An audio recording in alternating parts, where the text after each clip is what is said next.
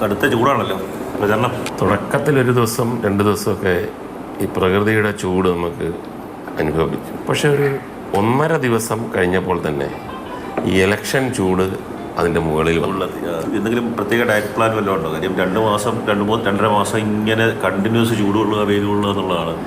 അല്ല, ഡയറ്റ് പ്ലാനായിട്ട് എനിക്ക് അങ്ങനെയൊന്നുമില്ല. എനിക്ക് കഴിവതും കൊല്ലമായതുകൊണ്ട് വീട്ടിൽ നിന്ന് ഭക്ഷണം കഴിക്കുന്നു. അങ്ങനെ ഒരുപാട് ഭക്ഷണവുമില്ല, എന്തെങ്കിലും വീട്ടിൽ നിന്ന് കഴിക്കണം. കാര്യം പുറത്തുള്ള സ്ഥലങ്ങളിൽ കഴിക്കുമ്പോഴാണ് നമ്മൾ വളരെ കെയർഫുള്ളായിരിക്കേണ്ടത്.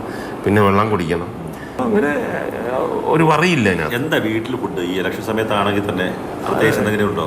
അങ്ങനെ മീനാണ്. കൊല്ലംകാരെന്ന് പറഞ്ഞു കഴിഞ്ഞാൽ മീനിൻ്റെ ആൾക്കാരാണ്. പിന്നെ കഴിവതും ഈ ബ്ലാക്ക് കോഫിയും ബ്ലാക്ക് ടീയുമാണ് ഇപ്പം. കാര്യം പാലും നമുക്ക് വിശ്വസിക്കാൻ പറ്റത്തില്ല. ചിലപ്പോൾ ഇച്ചിരി പഴകിയ പാലോ അല്ലെങ്കിൽ ആവേശം കൊണ്ടൊക്കെ സംസാരിക്കുമ്പോൾ ആരെങ്കിലും സൈഡിൽ കൂടെ കൊണ്ടൊരു ചായ തരും, നമ്മളറിയത്തില്ല. ഇങ്ങനെ എടുത്തിട്ട് കുടിച്ച് കഴിയുമ്പോഴാണ് നല്ല രുചിയായിട്ടിരുന്ന ഒരു മൂന്നാമത്തെ തെരഞ്ഞെടുപ്പ് പ്രചാരണമാണല്ലോ. അതിനിടയ്ക്ക് ഇങ്ങനെ ഫുഡിനകത്ത് നിന്ന് ബുദ്ധിമുട്ട് കിട്ടിയതോ അങ്ങനെ എന്തെങ്കിലും ഓർമ്മാനുഭവങ്ങളുണ്ടോ? അങ്ങനെ വളരെ കെയർഫുള്ളായിരിക്കുന്നതുകൊണ്ട് അങ്ങനെ ഇതിനായിട്ട് വന്നിട്ടില്ല. പിന്നെ മനുഷ്യരുടെ കാര്യമല്ലേ. ഇപ്പം ഞാൻ അങ്ങോട്ടൊക്കെ പോകുമ്പോഴത്തേക്ക് ഉച്ചയ്ക്ക് നമ്മൾ വീട്ടിൽ വരാൻ പറ്റുന്നില്ല. വീട്ടിൽ വന്നിട്ട് കടയ്ക്കൽ, പുനലൂർ, തെന്മല എല്ലാ ഇത് കുണ്ട്ര വിട്ട് കഴിഞ്ഞാൽ, ചാത്തന്നൂർ വിട്ട് കഴിഞ്ഞാൽ, അപ്പോൾ അവിടെയൊക്കെ കഴിക്കുന്നത് വീടുകളിൽ, നല്ല വീടുകളിലൊക്കെ കഴിക്കുന്നതാണ് കൂടുതൽ സേഫ്. ഫുഡ് കഞ്ഞിയും അതോ? അല്ല, കഞ്ഞിയൊന്നുമില്ല.